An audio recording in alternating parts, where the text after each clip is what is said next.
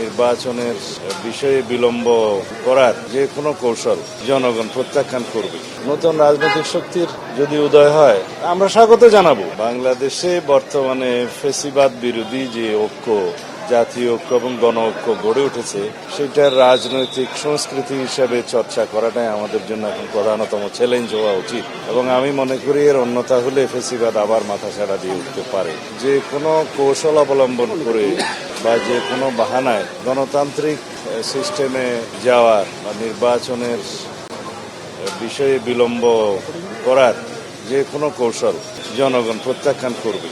সুতরাং যত শিগগির সম্ভব গণতান্ত্রিক প্রক্রিয়ায় রাজনৈতিক সরকার প্রতিষ্ঠার দিকে আমাদের মনোযোগ দেওয়া উচিত। প্রাতিষ্ঠানিক সংস্কার, আইনি সংস্কার এবং মাঠের সংস্কারের জন্য বেশি সময় লাগার কথা না। তো জাতীয় ঐক্যমতের ভিত্তিতে প্রয়োজনীয় সংস্কার কার্যক্রমগুলো এবং নির্বাচনের প্রস্তুতি একই সাথে নিয়ে যত দ্রুত সম্ভব গণতান্ত্রিক প্রক্রিয়ায় যাতে আমরা যেতে পারি সেদিকে মনোযোগ দেওয়ার জন্য আমি অন্তর্বর্তীকালীন সরকারকে আহ্বান জানাবো। ধন্যবাদ।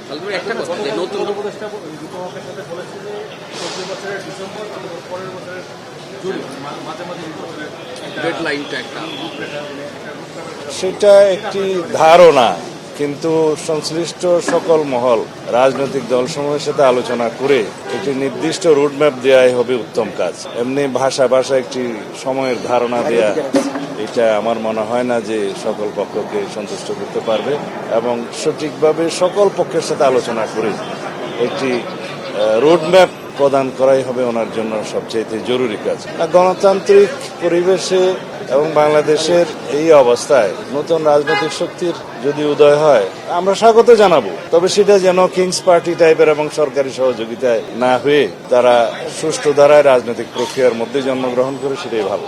আমাদের মাননীয় ভারপ্রাপ্ত চেয়ারপারসন জাতিকে ঐক্যবদ্ধ রাখার জন্য, থাকার জন্য আমাদের সকল প্রয়াস নেওয়ার জন্য নির্দেশনা দিয়েছেন। অন্যথায় ফ্যাসিবাদ বিরোধী শক্তি এবং তাদের দোসররা আশকারা পেতে পারে, সেটা আমরা বুঝতে পেরেছি। ইতিমধ্যে সেরকম বিভিন্ন কর্মকাণ্ড জাতি প্রত্যক্ষ করেছে। আর নির্বাচন তো আমাদের সবসময় প্রস্তুতি থাকে। একটা নির্বাচনমুখী রাজনৈতিক দল হিসেবে আমরা সবসময় নির্বাচনের জন্য প্রস্তুতি রাখি এবং পরিবেশ পরিস্থিতির মধ্য দিয়ে আমাদের সেই নির্বাচনের প্রস্তুতি প্রতিক্ষণেই আছে। সংবিধানকে কখনো কভার দেয়া যায় না।